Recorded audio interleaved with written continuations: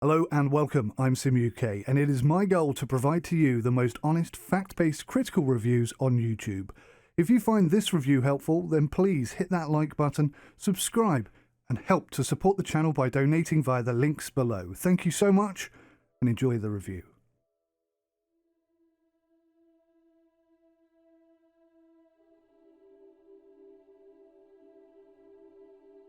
Flight was once thought to be for the birds, until some passionate enthusiasts proved otherwise.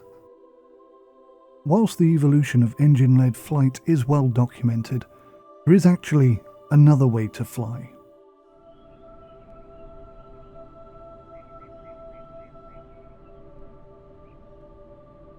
If the night temperatures are cool enough and the day temperatures are warm enough, then you get thermals.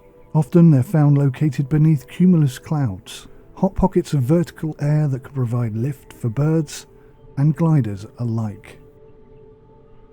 Motorless flight was a passion for Orville Wright, the eldest of the Wright brothers. A keen glider, he set glider flight records and prophesied the future of gliding. He prophesied the ability to fly using currents alone for hours on end whilst covering hundreds of miles. For an engineless device dependent entirely on finding lift from thermals, ridge lift and wave lift on air currents, glider records might surprise you somewhat.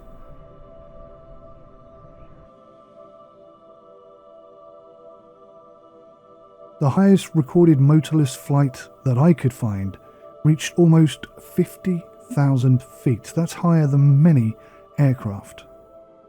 Frequently capable of speeds of over 100 miles per hour, travelling more than 1,200 miles and staying airborne from anywhere between 10 to 20 hours is certainly a capability now available to gliders the world over. For every mile in altitude, it is possible to glide for 60 miles or maybe even more. Some would argue that a space shuttle also qualifies as a glider and would put that speed limit up to 800. I'll let you decide whether you agree with that or not.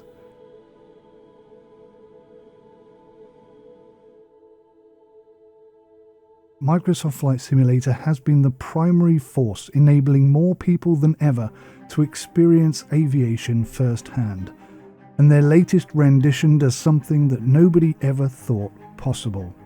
But as dramatic and impressive as the ground textures are, there's still a lot lacking in Microsoft Flight Simulator.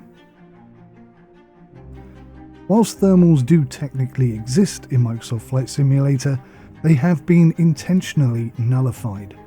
This means that motorless flight is simply not yet possible. Now, the devs have addressed this aspect in the Q&As, and they have confirmed that it is on the list of things to be coming in the future.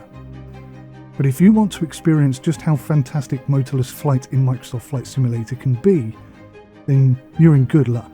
Arguably, the greatest thing about flight simulation is the endlessly talented community who give their time, skills, and energy for free. And it is thanks to some of these people, and there's more than I can possibly mention in this particular video, we can actually experience, in part at least, just how incredible motorless flight could be when Asobo finally prioritised this essential, much needed, and heavily desired side of flight. Right now there are a few gliders available, and for this video I'll only be covering two. The Discus 2B glider, which is currently at 2.3.5 and released by Aerosaur. The Legacy DG Flügersbau DG808S, and apologies if I've butchered that. That comes from Touching Cloud and includes an invisible engine so that you can get flight immediately. Now, you can launch either of these from a set altitude and just enjoy your glide back to the ground. But there is a third mod called Kinetic Assistant, which adds so much more to the gliding experience.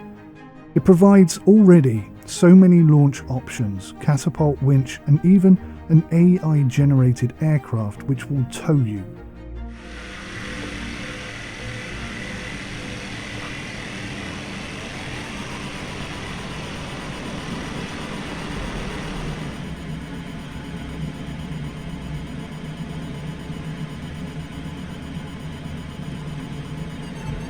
You can even add thermals to Microsoft Flight Simulator using Kinetic Assistant, which means that you can potentially soar for hours at a time.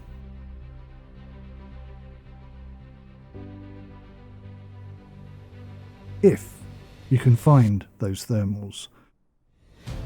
Finding thermals is certainly not straightforward, especially as Microsoft Flight Simulator's clouds do not currently coincide with these thermals. You cannot just look out for the closest cumulus cloud or head to the nearest mountain and expect to find lift there. Thermals have to be imported to Microsoft Flight Simulator, and the process by which thermals are imported are threefold.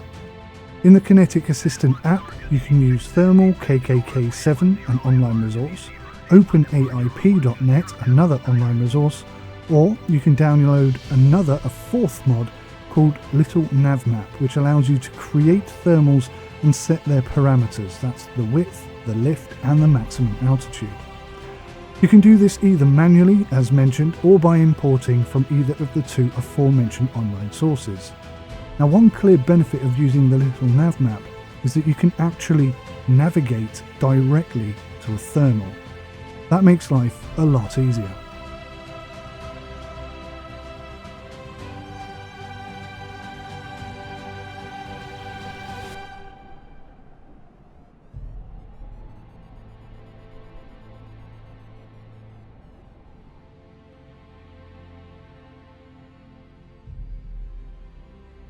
Gliding is often measured in two ways, among others.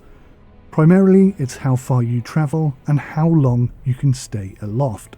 And trust me, it's not easy.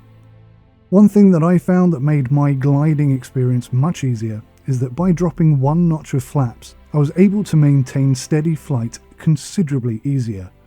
And since discovering that little nugget, I have managed to stay aloft now for over 30 minutes whilst I searched for a thermal. And for once, I actually found one. Unfortunately, it was so small that it wasn't enough to keep me airborne.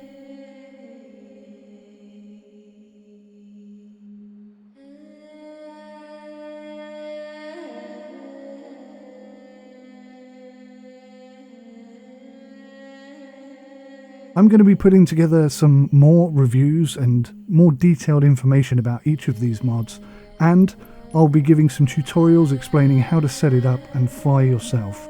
But right now, all you really need to do is just set up Kinetic Assistant, import some thermals, locate an area near you within a 60-kilometer area where there are enough thermals to keep you airborne, and then maybe, just maybe, you'll be able to find them. I hope this has been informative for you. Please do keep your eyes open for future videos where I'll explain in greater detail how you set these up and what you can do, good places to fly, and anything else that you might want to know, let me know in the comments below and I will answer you and add it to my next video.